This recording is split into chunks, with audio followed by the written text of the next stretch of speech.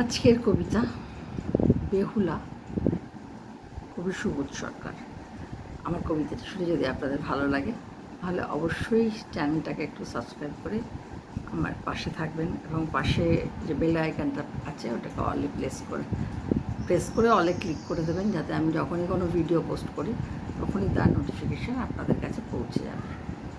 আর একটু লাইক করে দেবেন। লাইকটা আমাদের একটু ভালোও লাগে, পরবর্তী ভিডিও বানাতে গেলে একটুখানি ইন্সপিরেশন পাই।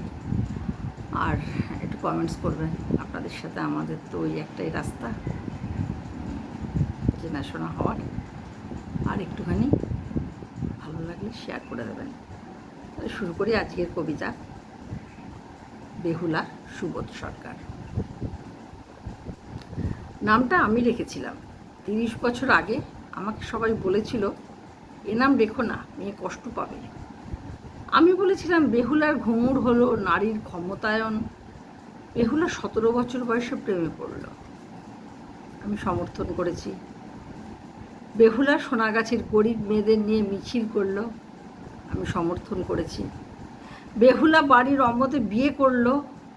আমি সমর্থন করেছি। কোনো সাপ তাকে কামড়ায়নি।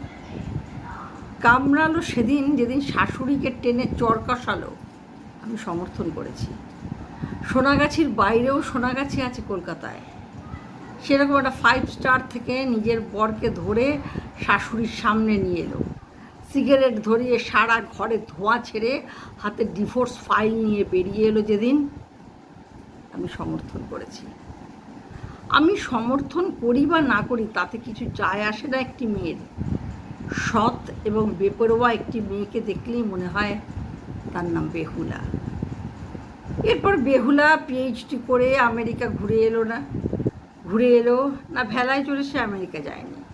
রাষ্ট্রপুঞ্জে যেদিন বাঙালি মেয়ের বিশ্বায়ন নিয়ে চোস্ত ইংরেজিতে পেপার পড়ছিল, আনন্দে আমার চোখ ভরে জল পড়ে গেল জ্যোৎস্নায়। কিন্তু হলে হবে কি? তার এক্স শাশুড়ি মা বললেন, কি জানি কার সঙ্গে শুয়ে আমেরিকা গেছে। আমি সমস্ত শাশুড়িকে বললাম, যদি এভাবে যাওয়া যায় তাহলে আপনার নিজের মেয়েকেও কেন রাষ্ট্রপুঞ্জে পাঠাচ্ছেন না মা? বেহুলা আমার বুকে মাথা রেখে কাঁদছিল। আমি বললাম, ওঠ। আমার বুক চোখের জল নয়, সৎ এবং বেপরোয়া মেয়েদের জন্যেই। আমার মা বাবারা পৃথিবীতে রডোডেন্ড্রন হয়ে বেঁচে আছে।